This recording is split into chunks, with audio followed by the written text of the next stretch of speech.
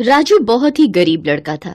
उसके पिता मजदूरी का काम करते थे और 2 वक्त की रोटी बहुत ही मुश्किल से कमा पाते थे।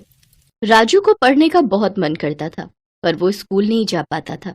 अक्सर राजू दोपहर के समय जब अपने पिता को खाना देने के लिए जाता, तो रास्ते में पढ़ने वाले एक बड़े स्कूल के बाहर गेट से झांककर चोरी चोरी बच्चों को पढ़ते हुए देखता था। वो घर आकर कई बार अपनी माँ को इस बारे में कहता था। माँ, मुझे भी पढ़ना है। मेरे साथ के सभी बच्चे स्कूल जाते हैं माँ, मुझे भी स्कूल भेज दो ना। राजू बेटा, मेरा भी मन करता है कि तू पढ़ाई करे, पढ़ लिख कर खूब बड़ा आदमी बने, पर मैं भी क्या करूं मेरे बच्चे। तेरे बापू का काम बिल्कुल भी ठीक नहीं है। बड़ी मुश्किल से एक मकान में ईंट ढोने का काम मिला है, पर उसमें भी रोजाना के 20-50 रुपए ही मिलते हैं। अरे, तू रोने क्यों लगा मेरे बच्चे? अच्छा ठीक है, मैं कल स्कूल में बात करने जाऊंगी, अब रोना बंद कर। सच्ची माँ, मैं ये बात बिट्टू और बबलू को बताकर आता हूँ कि मैं भी तुम्हारे साथ अब स्कूल आऊंगा। गणेश जी, मैं क्या करूं? मेरा बच्चा पढ़ना चाहता है, पर मैं उसे स्कूल नहीं भेज सकती। मेरे बच्चे की मदद करो भगवान। मेरा बच्चा पढ़ लिख कर बड़ा आदमी बन जाएगा तो हमारे जीवन के सारे दुख दूर हो जाएंगे। हे गणपति महाराज, मैं कल स्कूल जा रही हूँ। सविता भगवान गणेश के सामने प्रार्थना करती है और अगले दिन राजू के एडमिशन के लिए स्कूल जाती है।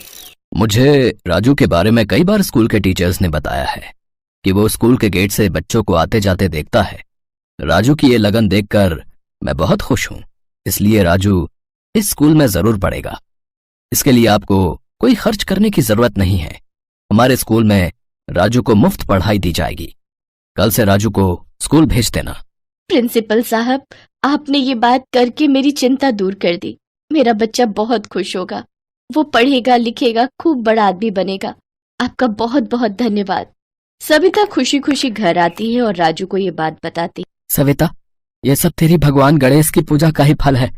राजू बेटा, खूब मेहनत करना, खूब मन से पढ़ाई करना। प्रिंसिपल साहब बहुत अच्छे हैं, उन्होंने तुम्हारी पढ़ाई के लिए कोई भी खर्चा नहीं लिया है।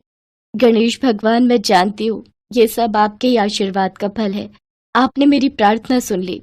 माँ, मैं बहुत मन लगाकर पढ़ाई करूंगा। देखना, मैं हमेशा अच्छे नंबर लाऊंगा। मेरी स्कूल की यूनिफॉर्म कब मिलेगी? राजू बेटा, कल तू स्कूल जाएगा ना, वहाँ प्रिंसिपल साहब तुझे सब समझा देंगे। ठीक है माँ, मैं उनसे मिल लूंगा। अगले दिन राजू स्कूल पहुँचता है और प्रिंसिपल सर से मिलता है। राजू बेटा, तुम दीनदयाल के साथ चले जाओ, ये तुम्हें सारा सामान दे देगा। आओ राजू बेटा, मैं तुम्हें स्कूल में पढ़ने का सारा सामान दे देता हूँ। दीनदयाल जो वहाँ पर नौकरी करता था, वो राजू के स्कूल में पढ़ने की किताबें, नया बस्ता, पहनने की यूनिफॉर्म, जूते, सब कुछ दे देता है। धीरे धीरे समय बीता। राजू हर बार कक्षा में फर्स्ट आने लगा। ये देखकर स्कूल के टीचर भी राजू की बहुत तारीफ करते थे। कई साल बीत गए। राजू 12वीं कक्षा की फाइनल की पढ़ाई कर रहा था। राजू बेटा, ये दूध पी ले, कल से तेरी परीक्षाएं शुरू है ना, खूब मन लगाकर पढ़ना। मैं चाहती हूँ कि तेरे अच्छे नंबर आ जाए तो तेरा अच्छे कॉलेज में दाखिला हो जाएगा।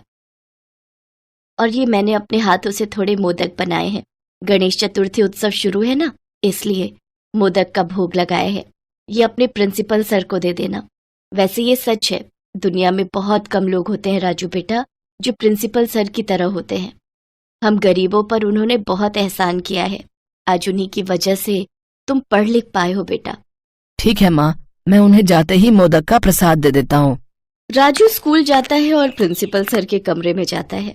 नमस्ते सर, क्या मैं अंदर आ सकता हूँ?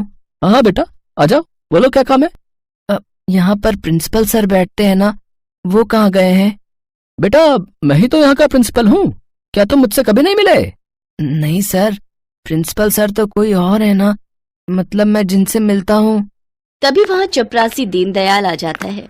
अरे राजू बेटा, तुम यहाँ? ये लीजिए सर, सारे रजिस्टर ले आया हूँ। दीनदयाल भैया, प्रिंसिपल सर अगर ये हैं तो वो उस दिन जिन्होंने आपको मुझे किताबें और यूनिफॉर्म के लिए भेजा था, वो कौन थे? वो तो तुम्हारे एडमिशन के लिए आए थे ना। सर को उन्होंने फीस दी थी तुम्हारी पढ़ाई के लिए। प्रिंसिपल सर ये है बेटा, तुम्हें गलतफहमी हुई है लगता है। बेटा, तुम जिनकी बात कर रहे हो उनका नाम मिस्टर गणेश है। वे बहुत ही अच्छे चरित्र के व्यक्ति हैं। वे समय से पहले ही तुम्हारी फीस और पढ़ाई का खर्चा हमें दे देते हैं, तभी तो तुम यहाँ पढ़ पाए हो। क्या तुम उन्हें नहीं जानते हो? नहीं नहीं, जानता हूँ। मैं मुझे पता है उनके बारे में। सर, थैंक यू सर, मैं चलता हूँ। राजू घर जाता है और सारी बात अपने माँ और बापू को बताता है। राजू बेटा, मुझे सब समझ आ गया है। वो प्रिंसिपल के रूप में स्वयं भगवान गणेश ने हमारी मदद की है। तुमने आज उन्हीं के कारण अपनी स्कूल की पढ़ाई पूरी की है। माँ, गणेश जी तो बहुत अच्छे हैं। आज उन्हीं के कारण मेरा पढ़ने का सपना पूरा हुआ। सविता, मुझे अच्छी नौकरी मिल गई, राजू भी पढ़ लिख गया। सब गणपति जी की महिमा है। मैं चाहता हूँ कि हम इस बार गणेश चतुर्थी उत्सव धूमधाम से मनाएं और खूब धूमधाम से विसर्जन करें। आप ठीक कह रहे हो जी। मैं रोजाना अपने हाथों से मोदक बनाऊंगी और भगवान गणेश को भोग लगाया करूंगी। सविता अपने पूरे परिवार के साथ गणेश चतुर्थी का उत्सव मनाती है। वो रोजाना अपने हाथों से मोदक बनाकर भगवान गणेश को खिलाती है।